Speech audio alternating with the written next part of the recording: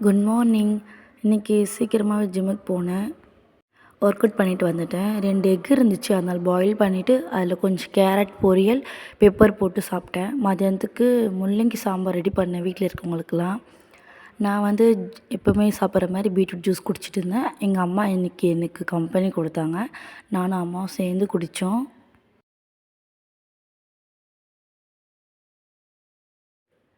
நைட்டுக்கு டின்னரோட இதுக்கப்புறம் எதுவும் சாப்பிடக்கூடாதுன்னு நான் முடிவு எடுத்துட்டேன். அது நைட்டுக்கு கொஞ்சம் ஃபிஷ்ஷு இருந்ததுனால அது மசாலா தடவி அதுதான் நைட்டு ஃப்ரை பண்ணி சாப்பிட்டேன். அப்புறம் நட்ஸு கொஞ்சம் ஊற வச்சுட்டு காலையில் ஜூஸ் போட்டு சாப்பிட்லான்னு சொல்லிட்டு ஊற வச்சுருக்கேன். அத்திப்பழம், முந்திரி எல்லாமே ஊற வச்சுருக்கேன். எங்கள் பாப்பா இன்றைக்கி தூங்கிட்டா சீக்கிரமா, அதனால எதுவும் சாப்பிடல. நைட்டு திடீர்னு ஏந்துக்குவான்னு நான் நினச்சே பார்க்கல. திடீர்னு போய் ஏந்துட்டா. 10:30 ஆகுது. ஏந்துட்டு பசிக்குதுன்னா சரி சொல்லிவிட்டு அவளுக்காக நூடுல்ஸ் மட்டும் ரெடி பண்ணி கொடுத்தேன். எங்கள் வீட்டில் இது ஒரு பழக்கம் இருக்குங்க. பாப்பா வந்து தூங்கிடுவா, அவளை நாங்கள் ஏற்ற முடியாததுனால ஏதாவது சம்திங் ஏதாவது ரெடி பண்ணி கொடுக்கணும். தோசை இல்லைன்னா தோசை மாவு இல்லை, அதனால் இன்றைக்கி நூடுல்ஸ் செஞ்சு கொடுத்தேன்.